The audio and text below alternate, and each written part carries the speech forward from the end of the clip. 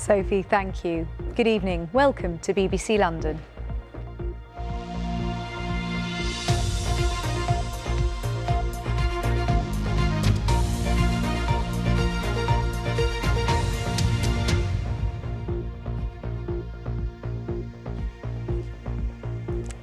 Thanks for joining us. I'm Laxmi Gopal.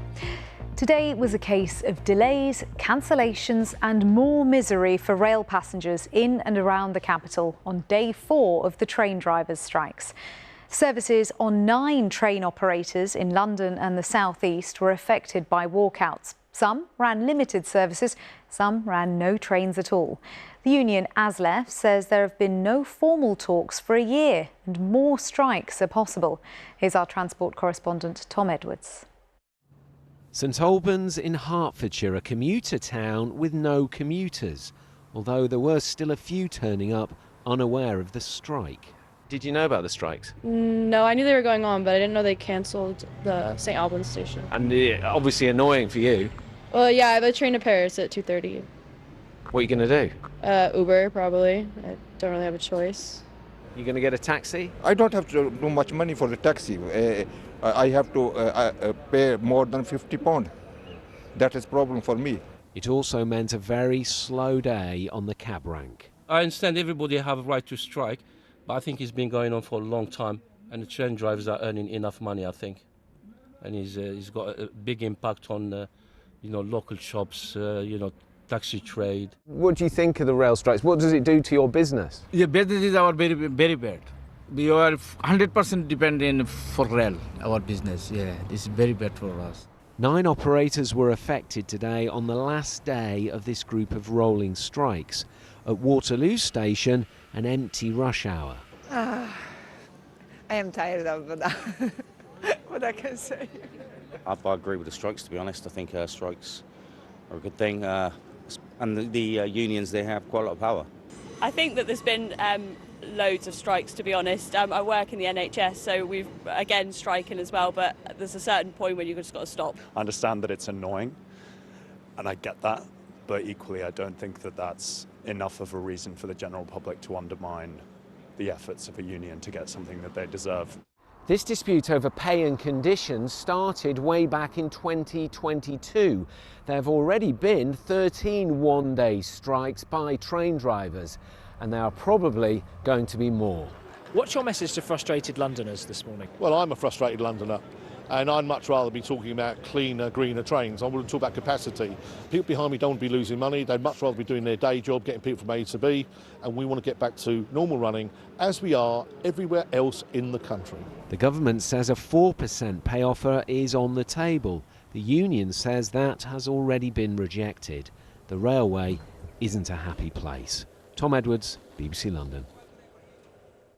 A quick look at some other stories now. Police say human remains found in a park in South London have now been identified as 38-year-old Sarah Mayhew. Officers were called to Rowdown Fields in Croydon last Tuesday after the discovery. A 44-year-old man and 48-year-old woman have been arrested on suspicion of murder. The Met Police says it's taking legal advice after a disciplinary panel ruled that a firearms officer should keep his job despite touching a female colleague under her clothes. Police Sergeant Daniel Fletcher was demoted after being found guilty of gross misconduct.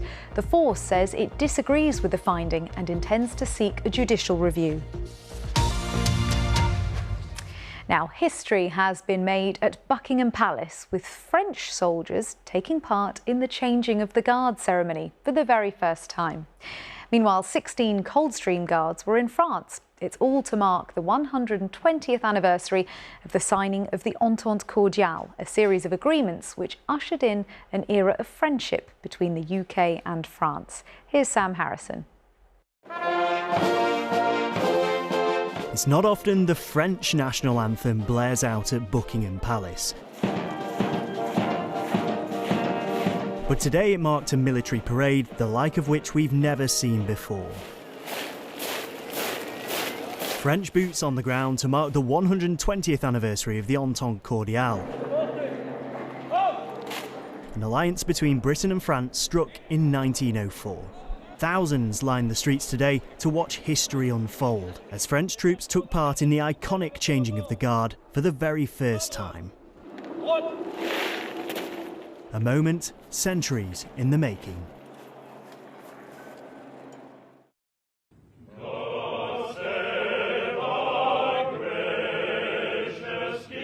In Paris, sentiments were echoed. In an unusual move, God Save the King was sung by a military choir. And British troops became the first from outside France to change the guard at the Élysée Palace. Defining moments to mark a relationship which has endured tough times. And today's celebrations show how the Entente Cordiale still has a part to play in a modern world. Sam Harrison, BBC News, Buckingham Palace. Let's flip a look at the weather forecast now. Here's Corsa. Hello, good evening. Well, we've had some pretty heavy showers this evening and still a few overnight tonight. But for tomorrow, whilst it will be a cloudy and damp start, there will be some sunshine in the afternoon as well as a few further showers. Now, for the rest of this evening, some dry, clearer spells overnight. And then by the end of the night, some thicker cloud, again, some showers. And the wind's picking up too from the south with temperatures, well, 8 to 10 Celsius. So cloudy then, a bit damp in the morning, but we'll start to see some sunny spells developing into the afternoon. 1 or 2 showers around as well, but quite windy as well. So wind gusts of 40 to maybe 50 miles per hour quite widely and significantly cooler. But it will gradually become warmer as we look ahead to the next few days. So for Thursday through to the weekend, temperatures climbing up to around 20 Celsius with some sunny spells as well. That's your forecast. Now you can go to our social media pages to find out about the biggest collection of Banksy artwork going on display in London. But from all of us here on The Late Team, for now, have a very good night.